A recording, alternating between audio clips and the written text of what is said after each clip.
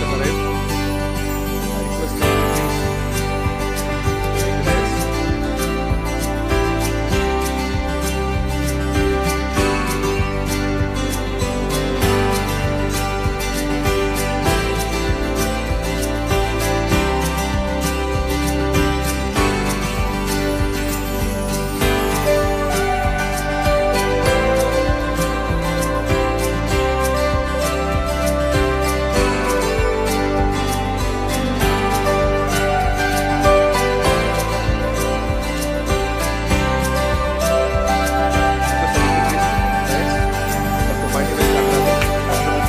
Government of Tamil Nadu, Dr. R. Velraj, Vice Chancellor, Anna University, Professor X. P. Tyagarajan, former Vice Chancellor, University of Madras, and Chancellor, Avinash Lingam, Deemed University, V. Muralidharan, former Chairman, Nataraj College Trust, and Chief Operating Officer, Bhavan Cybertech Group, the co-author, FJND, and Dr. Sridhar Anandakrishnan, Professor at Penn State University, USA. I also request the Registrar, Dr. P. Ravikumar, to come on.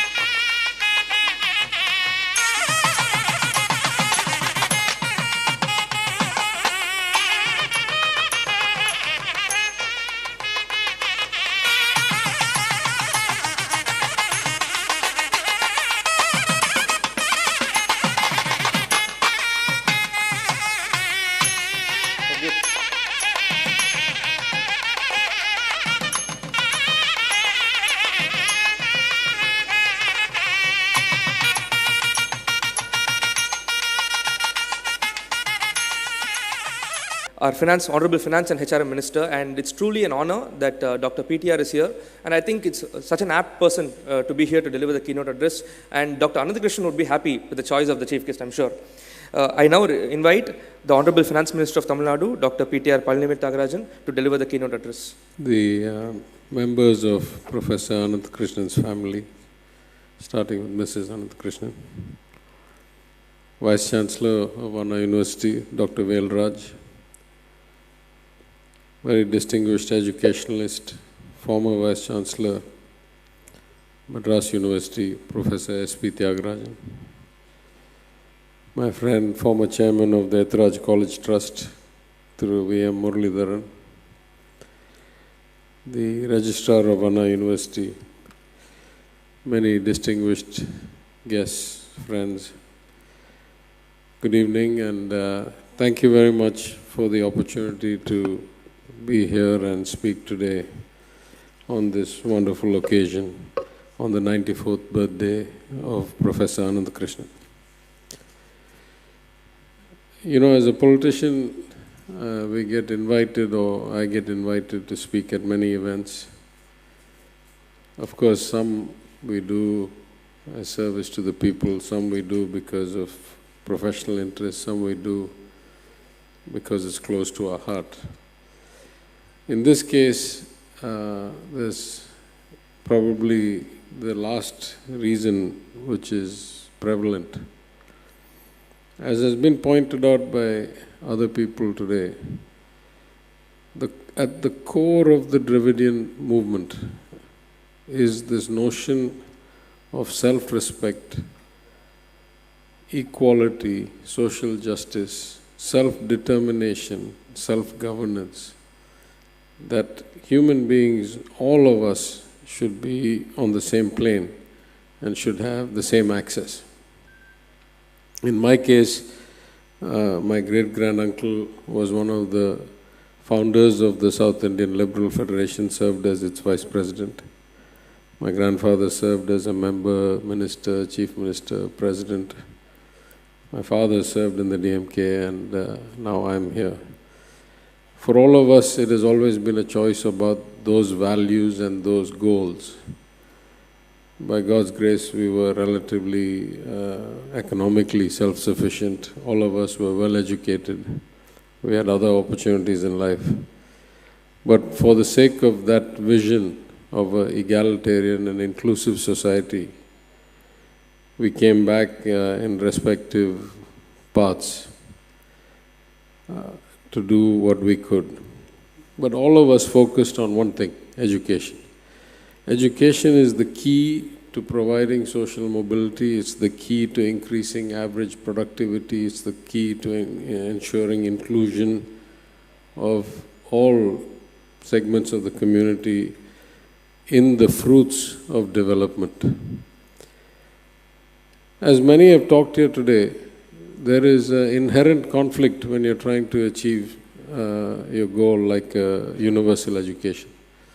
Quantity versus quality. If you go very fast, you can expand. The Vice Chancellor talked about some of the pluses and minuses of speed.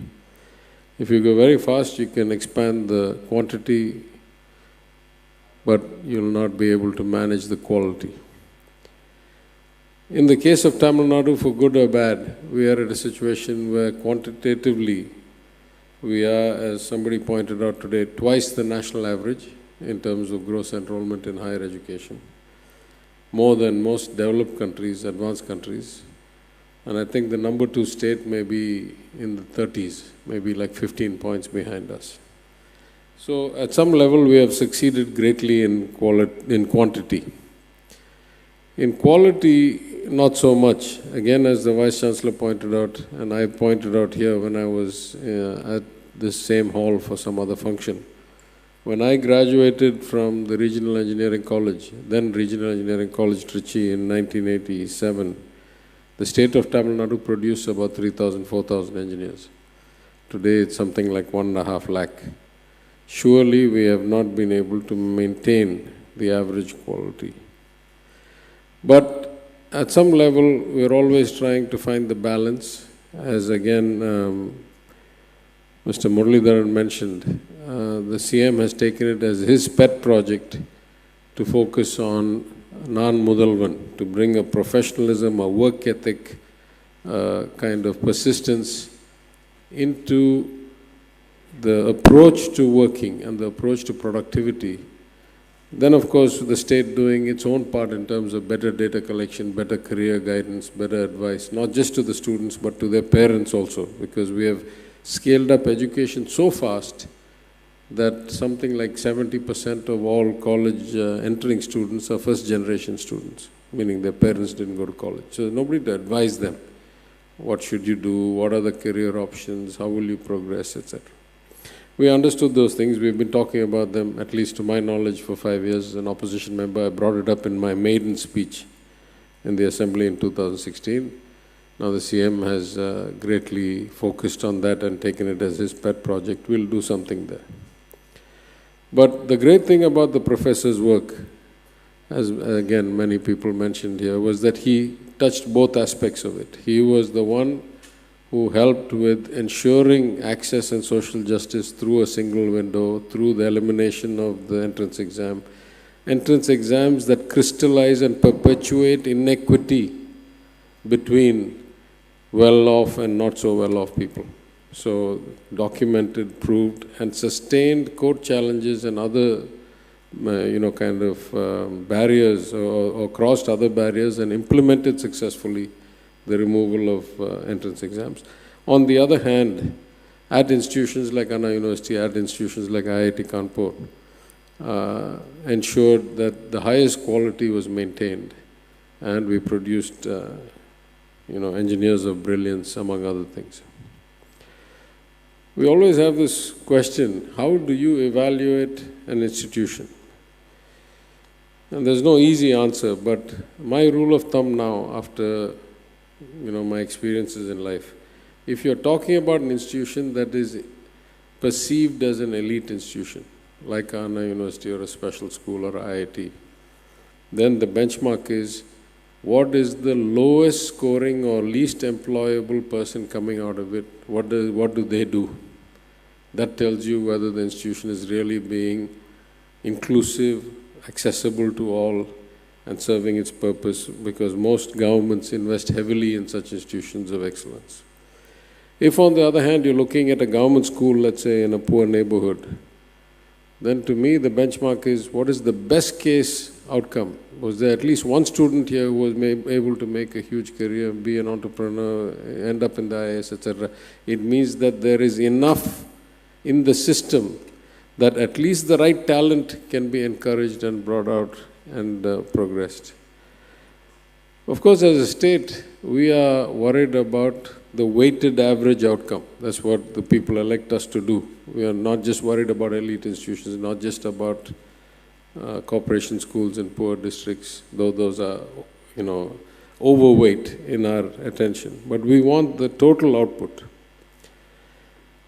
And I think it's a truism that most people forget, that at least as far as finances are concerned, two things are 100% true. As a government, you get the revenues that you design the systems and processes and checks and balances and discipline for. If you don't do those things right, of course your finances fail, like we saw in the last 7 or 8 years. It's not rocket science. And in reverse, you get out the kind of money you invest in. Yesterday I was in a seminar that I had asked to be run on the government of Tamil Nadu's policy about leasing its own land. We see huge discrepancies. We see thousands of acres leased at almost zero cost to big corporations. We see small plots of land leased at high rates. So I refused to sign any file extending any lease or renewing any lease for the last year till we come up with a comprehensive policy, as I announced in the budget. So we had a seminar to do that.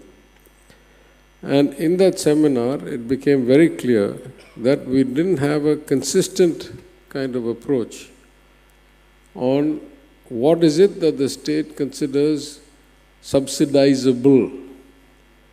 What is it that we consider is such a great social good that we should kind of not charge for a huge piece of commercially viable property?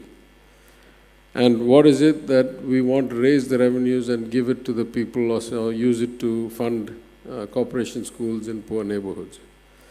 So if we don't think about these things, you'll not get the right answer. In fact, one of my fellow speakers or guests at the event yesterday was a sitting judge of the Madras High Court.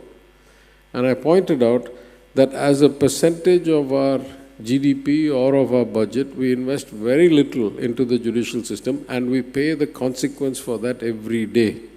We don't have an efficient dispute resolution mechanism, which is a building block for growth.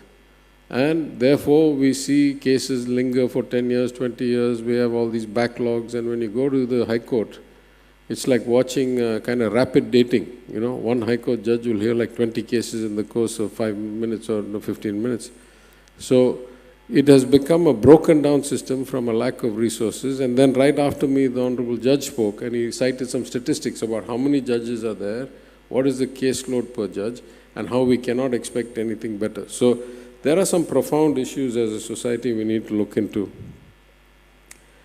I don't want to get too far into portfolios beyond my domain, so I won't talk a lot about what we need to do in education or higher education.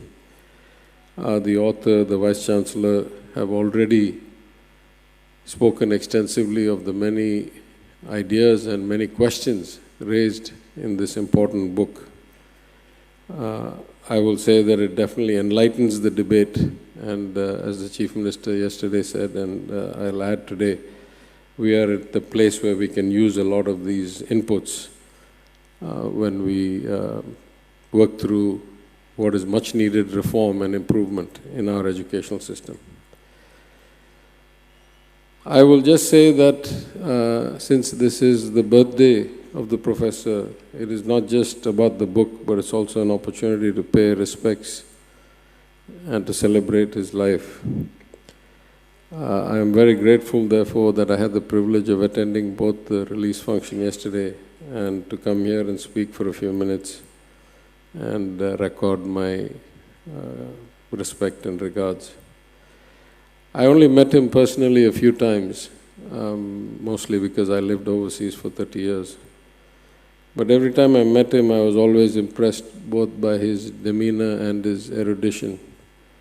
And I think the range of experience and service and education that he had came through in the way he handled things. So on that note, let me thank the organizers once again for arranging this event. I'm sure this book will make a major contribution to the debate, I said, not just to the government of Tamil Nadu, but other governments. I therefore compliment and congratulate Mr. Nedanjalian for all of his work. I thank all of you for coming here, especially the professor's family for giving us all this opportunity. And I will take my leave. Nandri, Vanakkam.